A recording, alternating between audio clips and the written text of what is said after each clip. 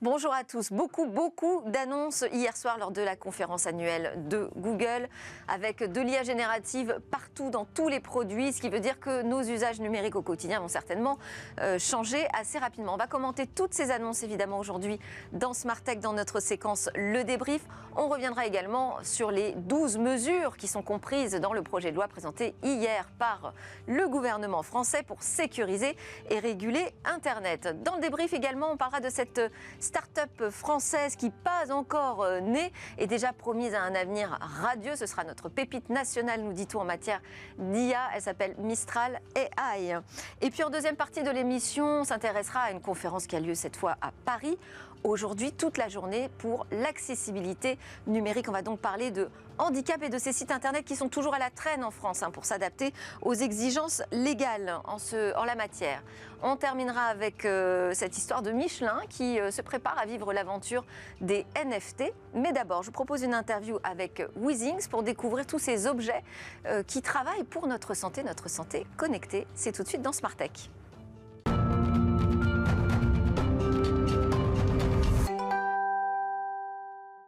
En plateau avec moi aujourd'hui dans Smart Tech, Alain Staron, président d'Artifil. Bonjour Alain. Bonjour Delphine. Tout va bien? Très bien. Super, on a vécu une incroyable conférence hier à l'occasion de la Google I.O. Ça va être vraiment notre grand sujet du débrief. On va en parler avec Jafar Elalamy qui nous a rejoint également aujourd'hui pour le débrief, dirigeant de Saiki. Bonjour. Bonjour. Vous avez apprécié hier soir? Absolument, c'était incroyable. C'était très riche. On va évidemment en parler avec notre expert mobile de Smart Tech, Jérôme Bouteiller d'écranmobile.fr qui sera à distance avec nous pour le débrief. Mais d'abord, on va parler de l'actualité de ce soir parce que nous on aime bien être en avance dans Smart Tech. Il va y avoir ce soir une grande conférence organisée par Weezings qui est notre champion national mais d'envergure européenne et mondiale dans la santé connectée. Antoine Joussin, merci beaucoup d'être avec nous. Merci à vous. Vous êtes chef de produit des balances chez Weezings. Quand je dis chef de produit des balances, vous êtes la star en fait chez Weezings parce que c'est le premier produit créé par Weezings. Alors c'était en 2009. 2009, tout à fait. Depuis, la gamme s'est énormément élargie, la gamme de produits pour nous permettre de surveiller notre santé au quotidien. Ouais. Mais est-ce que les balances ne restent pas vraiment les stars Alors c'est vrai que c'est notre produit principal aujourd'hui. On est numéro 1 en France, en Allemagne et aux États-Unis. Donc c'est vraiment le produit qui fait vivre la société, si on peut le dire comme ça. Et c'est un produit qui a vraiment été au centre de notre développement ces dernières années. Parce que tout le monde a une balance dans sa salle de bain et je dirais que la surveillance médicale, le premier niveau commence peut-être par là, quoi. Tout à fait. Et nous, c'est vraiment important de faire des objets qui s'inscrivent dans le quotidien de nos utilisateurs, des Français, pour que ce soit facile de monter dessus, pour pouvoir derrière mesurer tout un tas de paramètres. Donc on avait annoncé en fin d'année dernière 2 nouvelles balances, Bodycomp et Bodyscan, qui sont des devices, des appareils absolument extraordinaires avec des mesures de qualité médicale. Sur Bodyscan, on peut faire par exemple un électrocardiogramme pour détecter la fibrillation auriculaire ou une mesure du score de santé nerveuse pour détecter les neuropathies périphériques autonomes. Et en fait, c'est vraiment on a dépassé le pèse-personne, là, loin. On parle maintenant de stations de santé connectées. C'est même plus des balances. On va définir finalement une nouvelle verticale. Et en fait, ce sont des produits qui restent très simples d'utilisation. En environ 1 minute, vous montez sur votre pèse-personne, sur votre station de santé, et vous avez toutes ces mesures qui sont prises. Et ensuite, toutes les données sont accessibles sur l'application Weezings. Et vous pouvez suivre vos tendances. Et c'est vraiment la tendance qui est très importante. Et alors là, sur l'événement, il va y avoir un focus particulier sur les maladies cardiovasculaires. Pourquoi, en quoi vous avancez, vous, Weezings, sur ce sujet particulièrement ? Alors, les maladies cardiovasculaires, ça a toujours été un sujet très important pour Weezings. On a une maladie chronique très importante et nombreux utilisateurs en souffrent. On avait intégré la mesure de la vitesse d'onde de pouls sur la balance Body Cardio en 2016. Et aujourd'hui, effectivement, on a ajouté cet électrocardiogramme qui permet de détecter la fibrillation auriculaire. Donc c'est une arythmie, l'arythmie la plus fréquente dans le monde. Donc c'était très important de pouvoir ajouter d'autres métriques sur nos produits. Et donc on va pouvoir accompagner nos utilisateurs au quotidien et ensuite les motiver pour venir prendre des mesures et agir sur leur santé, toujours dans les 3 axes qu'on privilégie, c'est-à-dire la nutrition, l'activité et le sommeil. Ouais. Donc c'est vraiment très important. Et les motiver, c'est clé parce que parfois juste monter sur son pèse-personne peut nous nous repousser. Enfin, moi, quand on est dans un stress, quant à notre poids, on n'a pas forcément envie de monter sur sa balance. Alors moi, j'ai noté que vous aviez une fonction qui s'appelle les yeux fermés. Tout à fait, tout à fait. C'est-à-dire qu'en fait, on monte sur son pèse-personne, mais on ne connaît pas notre poids. Alors, expliquez-moi à quoi ça sert. Alors, effectivement, en fait, toujours dans cette idée de faciliter l'usage de nos produits, de permettre à nos utilisateurs de monter régulièrement sur leur balance, on a dévoilé une série de modes qui permettent de personnaliser l'expérience sur votre produit. On va avoir un mode grossesse qui va permettre de personnaliser l'expérience pour les femmes enceintes. Et on a ce mode yeux fermés qui permet en fait de ne pas afficher les résultats sur votre balance le matin. Donc, les mesures se font réellement. Elles sont ensuite envoyées à votre application, donc vous pouvez accéder à ces dernières sur votre application, mais elles ne sont pas affichées. Et en fait, on voulait répondre... Mais c'était une demande, ça, des Tout à fait, utilisateurs? c'est une demande d'utilisateurs, et même on le voyait chez nos utilisateurs, et j'ai pu le voir dans mon quotidien, des personnes qui montent sur la balance, et au moment de voir le poids, au moment où le poids va s'enregistrer, elles redescendaient. Et donc c'est vraiment pour répondre à ce cas. Pourtant, c'est la première mesure qui est réalisée par la balance. C'est la première mesure, et du coup, elle ne bénéficiait pas des autres mesures qui étaient réalisées derrière. Donc c'était vraiment important de les accompagner, et c'était vraiment important aussi d'aider des personnes qui ont vraiment un problème vis-à-vis du poids, qui ne sont pas forcément à l'aise avec leur corps, qui ont peut-être des maladies qui vraiment les freinent à monter sur leur balance. Et on sait aujourd'hui qu'une personne qui suit son poids a vraiment beaucoup plus de chances dans le futur d'être en meilleure santé. Donc c'est vraiment clé pour nous de permettre à ces personnes d'utiliser leurs produits, de monter sur leur balance tous les matins pour avoir accès à ces différentes métriques qu'on propose. Donc on ne veut pas savoir, et puis on regarde quand même son application pour vérifier. Bon, pourquoi pas. Ce qui est intéressant aussi, c'est qu'avec un seul produit, on peut mesurer la santé jusqu'à 8 utilisateurs, jusqu'à 8 personnes dans le foyer. Donc ça, c'est bien. Chacun peut garder ses secrets, évidemment. Tout à fait. Ce sont des comptes indépendants. Ce sont des comptes indépendants. La famille, Vous avez parlé du mode grossesse. Il y a aussi la possibilité de peser son bébé. Oui, tout à fait. On peut monter sur la balance avec son bébé, et on va finalement venir tracer la courbe. Et alors comment vous arrivez à faire la différence entre les deux personnes sur la balance? Notre logiciel, en fait, un petit algorithme qui permet, lorsque vous pesez à 5 minutes d'intervalle, d'automatiquement faire la soustraction entre les deux poids. Et donc on vient automatiquement assigner le poids à votre utilisateur secondaire, qui est finalement votre bébé. D'accord. Et un mode athlète? Et le mode athlète. Alors, qu'est-ce qu'on trouve dans le mode athlète? Le mode athlète, c'est en fait pour adapter nos algorithmes de composition corporelle aux personnes qui font une activité physique plus importante que les autres. Donc, ça va permettre d'avoir des résultats qui sont plus précis sur tout ce qui est composition corporelle. Donc, on a effectivement la masse grasse, masse musculaire, masse d'eau dans le corps. On va aussi avoir la graisse viscérale, qui est la graisse autour de votre abdomen, qui est une graisse qu'on tend à diminuer. Et voilà, on va avoir d'autres indicateurs qui... vous ne permettez pas de la faire diminuer, il ne faut pas non plus vendre trop de rêve. Non, mais on cherche en tout cas à faire diminuer au quotidien. C'est une graisse qui est plutôt mauvaise. Ouais. Et donc on va après vous encourager à marcher, à faire de l'exercice. Et vous allez pouvoir vraiment voir vos progrès dans notre application.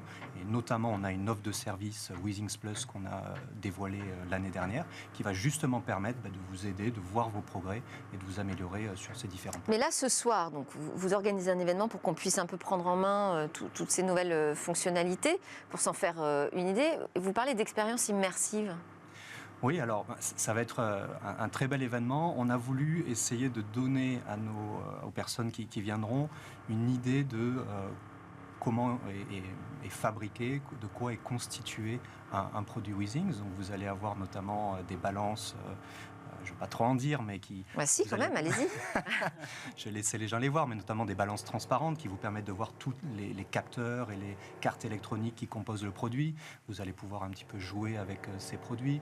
D'accord, mais ce n'est pas la préparation de la suite avec demain des services en réalité virtuelle ou augmentée? On n'est pas sur la réalité virtuelle augmentée. Alors ça pourra venir, mais ce n'est pas le cas. Aujourd'hui, on reste vraiment un fabricant de dispositifs médicaux pour aider les gens à prendre soin de leur santé dans leur quotidien avec des appareils aussi léger que possible, c'est ça en fait. Oui, tout à fait. Il faut vraiment que ce soit non invasif, mais aujourd'hui on ne va pas aller chercher à être sur l'immersif, en tout cas pour le moment. C'est plus une manière de faire découvrir nos produits à nos utilisateurs. Donc on va leur proposer des petits ateliers où ils vont pouvoir aussi découvrir nos fonctionnalités. Et alors vous voyez quoi comme prochain défi pour la santé connectée? Il y a beaucoup de On défis. avait reçu Éric Carrel dans l'émission au début d'année. Il nous parlait du dispositif pour analyser au quotidien les urines. Un dispositif très léger, facile à installer chez soi. Pour l'instant, j'imagine que ce n'est pas encore le grand succès sur ce produit parce que c'est très nouveau. Alors, Ça demande une démarche quand même particulière. Mais quelle est la prochaine étape ? Alors, ça a été un grand succès au Consumer Electronics Show Oui, en au janvier. CES On de a Las Vegas. eu énormément d'articles à ce sujet. Mais effectivement, il y a encore beaucoup de difficultés.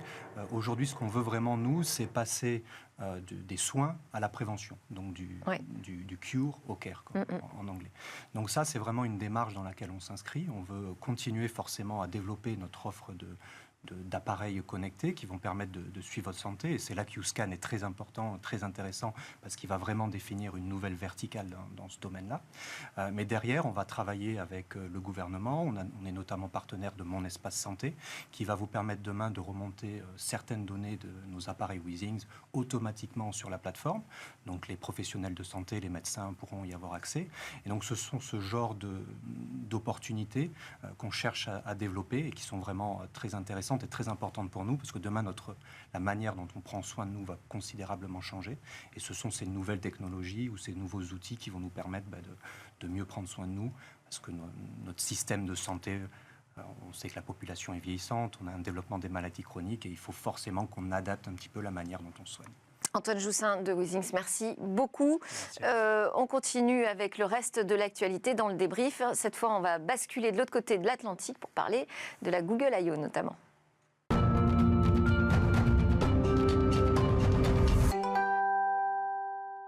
Les débatteurs aujourd'hui dans Smart Tech s'appellent Alain Staron, disrupteur opérationnel, président fondateur de la start-up Artifil, qui est spécialisée dans le secteur de la sécurité, des objets connectés et des objets intelligents, évidemment, puisqu'il y a de l'IA dedans.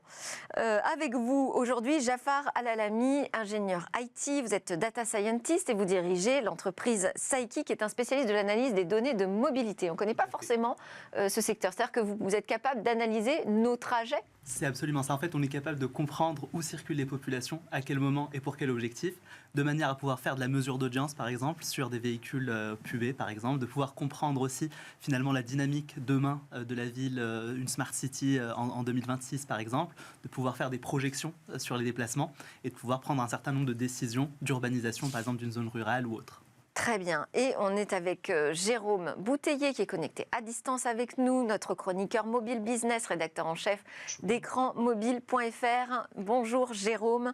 Alors on commence donc avec cette Google I.O. très riche en annonces hier soir. Je ne sais pas combien de temps ça a duré, mais pratiquement 2 heures. 2 heures. Hein, on est d'accord. Beaucoup de démonstrations, mais enfin s'il faut retenir quelque chose, c'est qu'il y avait de l'IA générative partout, tout le temps, et j'ai surtout eu le sentiment, moi, que Google avait besoin de redire, préciser qu'il était quand même là depuis des années sur ce sujet-là, qu'il s'était retenu pour des questions de responsabilité. Aujourd'hui, toutes les technologies sont prêtes pour faire quelque chose de vraiment audacieux dans tous les produits, mais toujours très responsable. Est-ce que ChatGPT n'a qu'à bien se tenir, selon vous ? C'est super intéressant, mais effectivement, Google ont avancé substantiellement depuis plusieurs années sur les différentes problématiques IA. Mais je pense effectivement que la problématique était surtout sur le primo-entrant, quelque part, sur le marché, le premier qui allait faire le pas. Mais effectivement, la conférence d'hier, justement, a montré les avancées absolument substantielles en matière d'IA, en matière de generative image, en matière de génération de manière générale, effectivement, de texte, par exemple, ou autre, et la réutilisation, finalement, des technologies d'IA dans les outils Google au sens large, que ce soit dans l'entreprise ou dans l'espace personnel. Là, on a vu Google réaffirme sa légitimité, et en même temps, on sent qu'ils ont dû mettre un sacré coup d'accélérateur avec l'arrivée de ChatGPT pour dire ça y est, maintenant là on est vraiment prêt, on va en mettre partout. Il y a un vrai sujet autour de est-ce que l'IA générative est compatible avec le business de Google. Je mets exprès les pieds dans le plat. Il parle d'un Search Generative Engine. On ne voit pas trop ce que ça va être. Et surtout, ça va être très compliqué de placer la publicité comme ils la placent dans les moteurs de recherche habituels. Donc ils ont un vrai sujet de que devient leur business model avec cette nouvelle technologie. C'est une technologie de rupture. On passe du search au prompt, et ça change tout. On parlera peut-être tout à l'heure du fait que les résultats de Google, pour la première fois, ont été en baisse l'année dernière, et au contraire de ceux de Microsoft. Voilà. Après... Alors sur la question, parce qu'on va quand même revenir quand même plus précisément sur les annonces qui ont été faites. Donc, si on commence par le search justement, dans le moteur de recherche, on a vu des démonstrations sur la manière dont on allait pouvoir s'emparer de cette IA générative, donc de Bard. C'est le nom de l'IA générative de Google qu'on va tous expérimenter dans le moteur de recherche.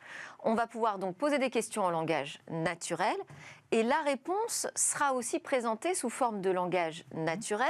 Elle combinera un ensemble de problématiques pour nous apporter une réponse plus complexe finalement qu'une liste de réponses. Et il y aura, au niveau de la publicité, la possibilité de dire, pour Bard, de présenter des produits qui correspondent à notre requête. Vous avez été convaincu parce que c'est effectivement... Ça bouleverse quand même pas mal la donne. Vous avez été convaincu par la démonstration jusqu'à été faite pendant la keynote ? Alors moi, pour le coup, je pense que c'est super intéressant parce qu'effectivement, on va repenser la manière avec laquelle on va chercher de l'information. Donc effectivement, on va rentrer un certain nombre d'éléments sur la barre de recherche et on va basculer sur un mode conversationnel. Et ce mode conversationnel, en réalité, c'est super intéressant parce qu'on va pouvoir intégrer des éléments de contexte qui vont pouvoir nous aiguiller et aller retrouver l'information d'une manière différente, mais de manière potentiellement pertinente. C'est-à-dire qu'aujourd'hui, on ne va pas être dans un ranking comme on l'a aujourd'hui avec des liens, par exemple, qui vont rediriger vers des sites. Alors on peut retomber sur ce mode historique.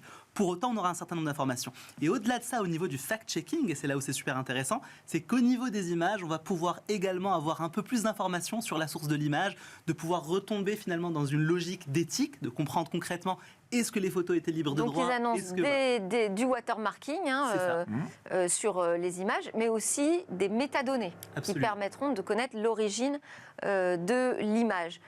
Moi, la petite chose sur laquelle j'étais pas très convaincue quand même sur la partie moteur de recherche, c'est justement toutes ces annonces publicitaires, la manière dont ça va être généré. Il nous dit, Bard va vous présenter en plus les prix les plus à jour à chaque fois. Quand on fait du search, ce qui arrive en haut, c'est marqué sponsorisé. Et à la limite, c'est une loi en France. On dit on fait un public reportage, on fait de la publicité ou c'est du contenu rédactionnel. Et il ne faut surtout pas mélanger les choses. Si je commençais à parler de ma boîte maintenant, Delphine, me sortiriez par la fenêtre. Absolument. Bon. Donc, quand vous avez un texte qui vous raconte une histoire, où est-ce que vous allez faire apparaître le fait que, là, pardon, c'est pas la vraie histoire, c'est parce que j'ai été financé Il y a un vrai sujet, il n'y a pas de réponse. Ils vont sûrement trouver une réponse, mais c'est pas sain. C'est pas sain et c'est pas simple. Alors, il va proposer aussi tout un système, ça c'est intéressant pour le shopping, de critères de choix. Peut-être que vous auriez, si je ne sais plus l'exemple, c'était le vélo, je crois. Oui. Peut-être que vous auriez envie de choisir un produit selon tel et tel critère. Donc, il nous pousse quand même à affiner notre recherche, la recherche avancée, mais version langage naturel. Mais toutes les IA font ça maintenant. Sortant de la conf, je regardais un peu les résultats, je suis allé sur ChatGPT, j'ai fait la même chose avec le même résultat. Ah oui, mais donc tout le monde fait la même chose. Oui, d'accord. Bah, alors, le taux d'utilisation de Google Search est un petit peu plus élevé que celui de ChatGPT quand même. À voir ce que devient Bing. Enfin, voilà. Ouais. Moi, je suis surpris de voir les adoptions des applis qui utilisent ChatGPT. Moi, j'en ai chargé une et elle est juste fabuleuse. On va demander à Jérôme Bouteiller ce qu'il a pensé de cette partie IA générative autour du search. Oui, je voulais juste faire remarquer que ChatGPT avait ruiné le 25e anniversaire de Google, qui arrive en septembre, et on allait fêter les 25 ans d'un moteur de recherche, et Google est obligé, sous la pression, de se réinventer et de devenir ce qu'on pourrait appeler un moteur de réponse. Alors effectivement, il va renvoyer sans doute beaucoup moins de trafic vers des sites tiers, des sites qu'il agrège, qu'il indexe, et il va devenir une interface de consultation. Et ça va complètement transformer l'écosystème du web. Ça va également... elle a raison de transformer son modèle économique. C'est peut-être d'ailleurs pour ça qu'ils avaient retardé cette mutation sur laquelle ils travaillent depuis déjà très longtemps. Mais voilà, ça fait partie de l'évolution naturelle du digital et on vit une vraie transformation profonde du secteur. Aussi, ce qui va changer, c'est toute la partie collaboration avec les IA. Donc là, on a des annonces du côté de Google Workspace pour les pros, avec des outils qui vont nous permettre d'automatiser des tâches un peu rébarbatives. On va pouvoir demander dans Workspace à l'IA de créer des tableaux pour nous, de digérer des documents. Enfin, en fait, tout ce qu'on a déjà vu avec ChatGPT. C'est ce que vous allez me dire, Alain. Sur Office ? Oui. Alors, ce qui est très intéressant, c'est que le gros du sujet chez Google, c'est Gmail. Et grâce à l'IA générative, on va pouvoir générer automatiquement des mails. Alors, ça s'appelle effectivement Help Me Write. C'est ça. Et ça, c'est super. C'est-à-dire que c'est vrai que Google, là aussi, a rappelé son antériorité quand même sur ce sujet en disant on vous proposait des réponses, on vous proposait la suite de votre mail. Là, ça va plus loin. On lui dit est-ce que tu peux répondre pour faire ceci, cela pour moi? Et l'IA s'occupe de générer complètement le mail et on peut même l'affiner. Ouais. Alors, c'est là qu'on devient tous perplexes, moi en particulier. Toute petite anecdote, j'ai un stagiaire dans l'équipe et on se posait une question de vitesse de chute d'un corps. Oui. On peut très bien P égale mg et faire le calcul. Non, il a pris ChatGPT, il dit combien de temps met un objet de 300 grammes pour tomber d'un mètre. Oui. Et ChatGPT lui a fait toute la démonstration. Et il dit à cette vitesse-là, pas besoin de prendre en compte la résistance de l'air. Je suis scotché. Et donc le stagiaire, il n'apprend plus. Oui. Et rien à voir avec le fait de demander à Gmail d'écrire un mail pour nous. Hein.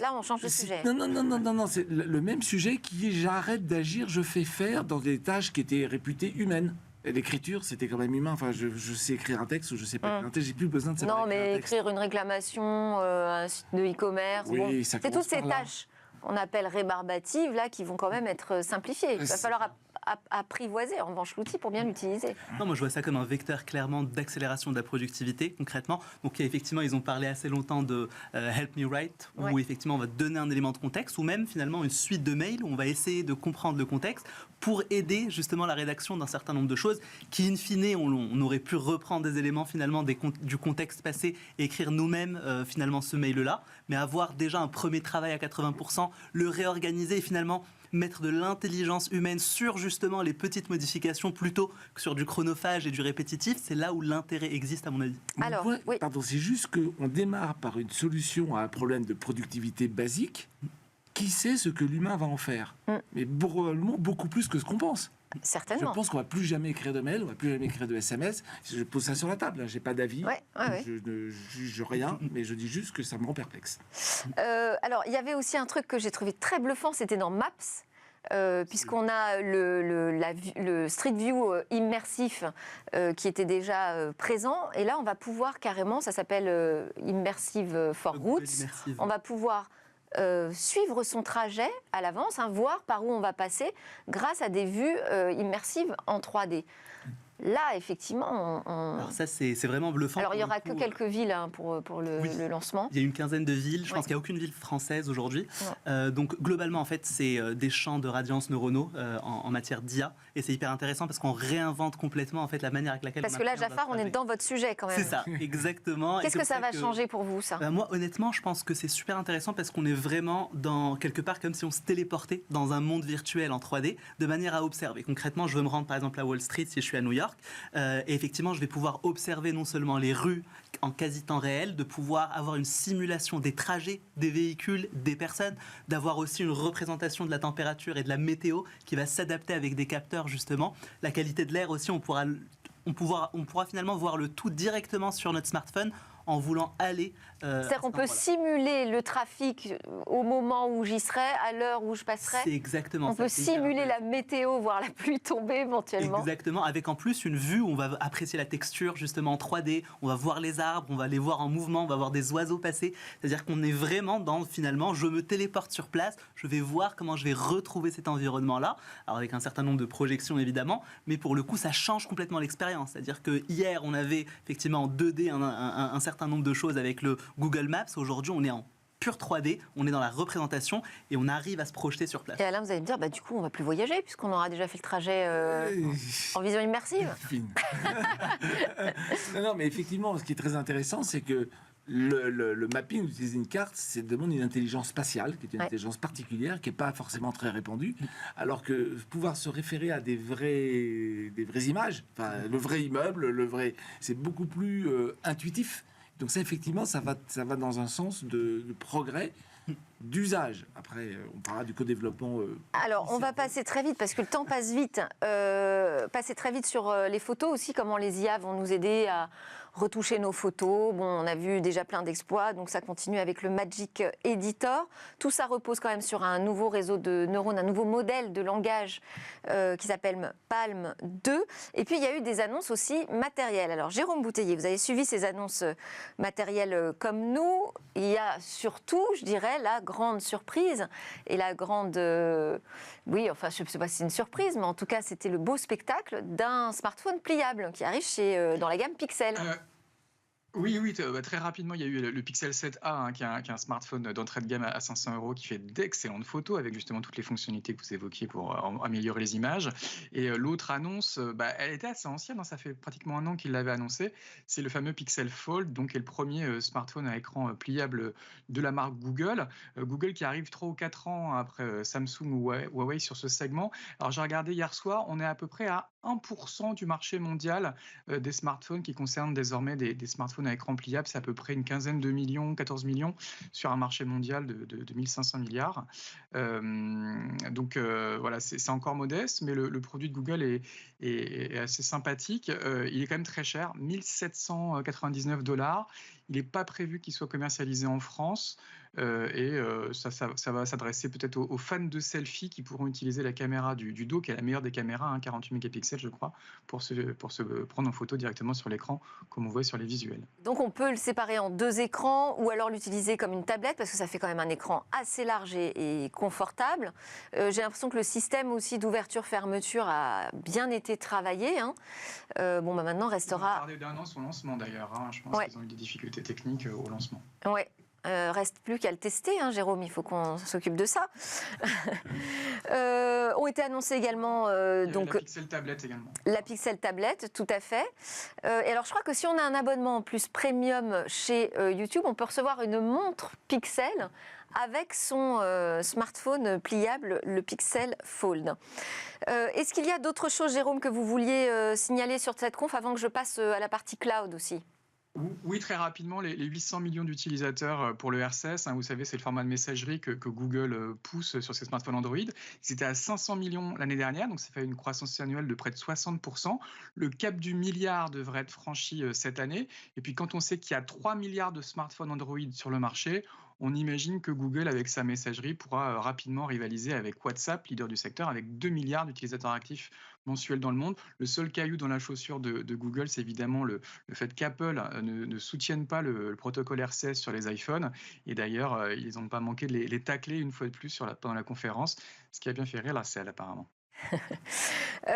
Sur la partie cloud, typiquement là on a vu Google répondre à Microsoft sur l'offre d'IA générative. Donc leur service s'appelle Vertex AI, qui va permettre donc aux entreprises d'utiliser les modèles proposés par Google. Il y en a 4.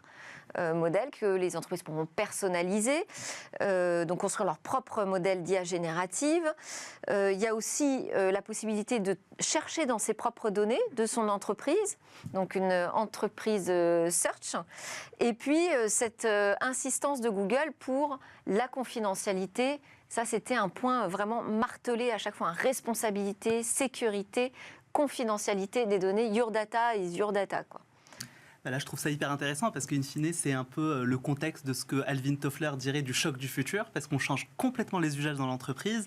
Là, pour le coup, on est dans la capitalisation des connaissances la plus absolue. Ça veut dire quoi ? Parce qu'en fait, en réalité, dans le cloud, au niveau de l'IA, finalement, ce qui va se passer, c'est que les entreprises pourront générer leur propre modèle à partir de modèles préconçus. Donc, que ce soit au niveau de la reconnaissance, effectivement, de voix, au niveau de la génération d'images, ou au niveau un peu comme, on l'a vu avec ChatGPT, génération de texte directement. Ouais. Et en fait, qu'est-ce qui se passe ? C'est qu'aujourd'hui, on est en train de lever un frein qui existait dans les entreprises depuis plusieurs années, qui est celui de la capitalisation des connaissances, du knowledge management au sens large, qui va faire face par exemple déjà au turnover, parce qu'aujourd'hui on a des sachants qui sont dans une entreprise et qui vont quitter cette entreprise-là aujourd'hui avec des connaissances explicites. On va pouvoir sortir des connaissances tacites qui sont finalement dans la tête des utilisateurs, des collaborateurs de l'entreprise et qui vont pouvoir être capitalisés concrètement sur un système d'information qui va fonctionner comme une mémoire d'entreprise, ce qui va permettre de valoriser l'entreprise et de garder ce savoir-là. À mon sens, pour le coup, s'il y a une vraie révolution, un vrai choc du futur, il se situe là parce que les entreprises vont changer drastiquement leur manière de fonctionner, gagner en productivité et finalement c'est ça le virage concurrentiel quelque part qu'il faudra prendre le plus rapidement possible et absorber toute cette connaissance et que les entreprises fonctionnent de cette manière-là pour être compétitives et rester dans les prochaines années. On court après le temps, c'est l'enfer. Donc, moi, je voulais quand même préciser sur la partie responsabilité de l'IA. il y a eu un exemple qui a été donné, par exemple, justement sur la traduction automatique, où il nous montre les capacités de l'IA de Google à utiliser, à partir d'une vidéo et d'une voix, un outil de traduction qui reprend les mouvements des lèvres et tout ça. Et ils nous disent, c'est extraordinaire tout ce qu'on peut faire avec ça, mais aussi c'est très dangereux pour les deepfakes. Et donc, on ne donnera pas accès à tout le monde à cette technologie. Là, c'est l'inverse, justement, de ce que vous disiez. Là, ils nous disent, non, on va restreindre uniquement à des partenaires autorisé. Voilà pour la conf de Google. Merci beaucoup Jérôme. Je voulais quand même qu'on garde un petit peu de temps pour parler du projet de loi français pour sécuriser et réguler Internet. 12 mesures annoncées par Jean-Noël Barrot hier en Conseil des ministres, avec l'arrivée du filtre anti-arnaque et puis tout un tas de dispositions qui vont permettre en fait d'adapter le droit français aux directives européennes, Digital Services Act et Digital Market Act. Quelle est votre réaction sur ces annonces gouvernementales ? C'est juste top. Enfin, le filtre anti-arnaque. Vous trouvez ça super ? Le filtre anti-arnaque, j'ai plus les chiffres en tête, mais c'est monstrueux. Ça concerne un Français sur deux, et je ne sais plus quel pourcentage s'est fait posséder, c'est-à-dire qu'il a dépossédé, pardon, plutôt, qu'il a dépensé de l'argent alors qu'il n'aurait pas dû. Donc ça, c'est vraiment le mal du moment, quoi. Et donc, être capable d'aller... Alors après, comment faire pour y arriver ? Exactement, c'est le problème de la mise en pratique. Ouais. De pousser l'alerte à tout le monde, ça veut dire qu'il faut qu'ils aient un suivi constant de toutes les adresses d'où peuvent partir ces choses-là, et on sait combien c'est difficile. Enfin bon, il faut y aller. Complètement.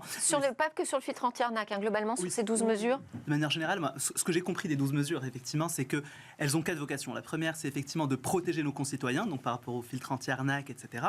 De protéger nos enfants, donc par rapport au contenu pornographique, etc. Donc ça, c'est des éléments qui sont fondamentaux, justement, pour la protection des enfants.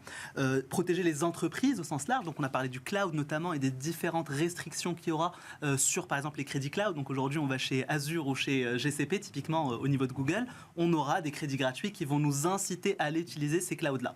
Idem, si jamais on veut passer sur un cloud français, eh bien, il faudra payer des transferts concrètement extrêmement chers pour pouvoir passer. Donc, c'est plusieurs mesures qui sont tout à fait dissuasives aujourd'hui et qui vont faire qu'une entreprise... Ça veut dire qu'il faudra, il faut aujourd'hui, mais là, demain l'objectif, on va davantage réguler ces mesures économiques autour du cloud et donc imposer une portabilité. C'est tout à fait ça. Dans ce domaine. On termine avec Mistral AI, donc je l'ai titré Fol espoir français autour de l'IA générative. C'est une start-up qui n'est pas encore née, mais alors déjà on nous dit que ça va être extraordinaire, avec une levée de fonds qui se prépare de 100 millions d'euros. On parle dans les investisseurs de Xavier Niel, mais surtout des fondateurs qui sont des anciens de chez Google et Meta. Et Meta, pas n'importe quel Meta, le laboratoire de recherche FAIR, donc en intelligence artificielle, auquel appartient d'ailleurs Yann Lequin. Même Yann Lequin mettrait également un billet dans cette aventure. Est-ce qu'on a une chance encore avec 100 millions, ça ne va pas non plus rivaliser avec les 100 milliards que se prépare à lever OpenAI. Mais est-ce qu'on a encore une chance en France là, sur ce sujet, selon vous, Alain ? C'est un début, donc c'est très bien. Il y a des talents et de l'argent, c'est parfait pour commencer. Après, les jeux ne sont pas faits. Le sujet, c'est quand même quelques gens qui ont pris un peu d'avance. Donc, à voir si... Enfin, je dirais que c'est encore possible. Maintenant, il ne faut pas chômer. Eh bien, on ne chômera pas. J'ai pas eu le temps de vous faire réagir, j'en suis désolée, sur ces sujets du débrief. Il n'y a pas eu d'annonce, d'ailleurs, dans la santé au moment de la conférence de Google I.O. hier. Non. Alors qu'on aurait pu attendre certaines choses du côté des montres connectées, de Android et... Non, silence radio sur ce tant mieux point. Tant mieux pour nous. Tant mieux pour Antoine Joussin de Withings. Merci beaucoup Alain Staron d'Artifil, Jérôme Bouteiller qui était avec nous par Skype d'écranmobile.fr et Jafar Alalami de Saiki. Juste après la pause, on va s'intéresser à une grande conférence aujourd'hui à Paris autour de l'accessibilité numérique.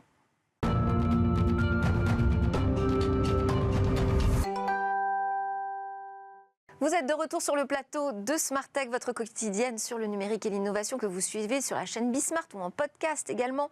Sont restés avec moi pour cette deuxième partie Antoine Joussin, chef de produit des balances chez Withings, et Jafar Alalami, dirigeant de Saiki. Merci beaucoup à tous les deux.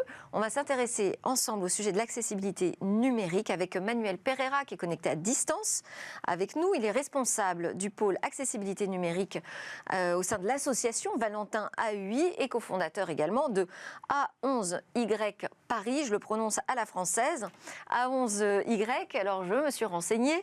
En fait, c'est une abréviation anglaise, donc j'aurais dû dire A11Y, du mot accessibility, où 11 représente le nombre de lettres qu'il y a entre le A et le Y du mot accessibilité.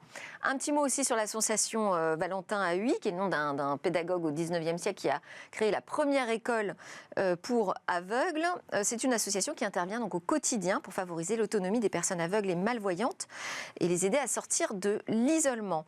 Alors Manuel Pereira, merci beaucoup d'être avec nous. Aujourd'hui, c'est une grande journée pour l'association puisque c'est une conférence qui a démarré à 9h ce matin et qui se termine à 18h et qui a lieu dans les studios, dans les locaux, le studio 104 de la Maison de la Radio et de la Musique à Paris. On va peut-être rappeler quand même ensemble, Valentin, ce qu'on appelle l'accessibilité numérique. Manuel, pardon, bonjour. Valentin, je vous appelle maintenant. Bonjour. Manuel. Bonjour.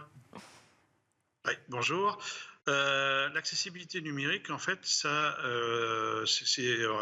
la définition, c'est tout ce qui va favoriser l'accès à l'information, quel qu'en soit le support, pour tous, en fait. C'est ça la définition, c'est de faire en sorte que l'accès à l'information soit accessible à tous, quel que soit le support numérique qui soit utilisé, que ce soit un ordinateur, le web, que ce soit un email, un document. Donc c'est très très vaste et très large. Alors si je prends l'exemple de cette conférence qui a lieu aujourd'hui, j'imagine qu'elle est 100% dans le thème de l'accessibilité. Qu'est-ce que ça veut dire très concrètement? Comment vous avez dû penser l'accès à cette conférence sur le numérique?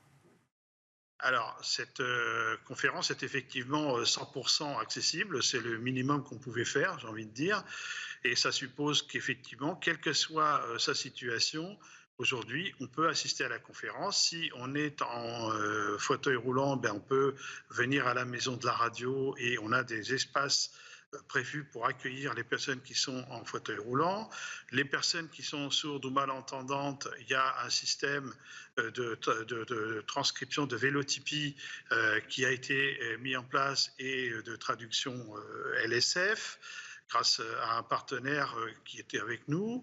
Et puis, pour les personnes déficientes visuelles, ben, on a également travaillé pour faire en sorte que les informations qui vont être transmises sur les écrans et qui vont être proposées par les intervenants leur soient également accessibles. Donc c'est une accessibilité globale toute la journée qu'on a mise en place pour cette journée de conférences et d'ateliers.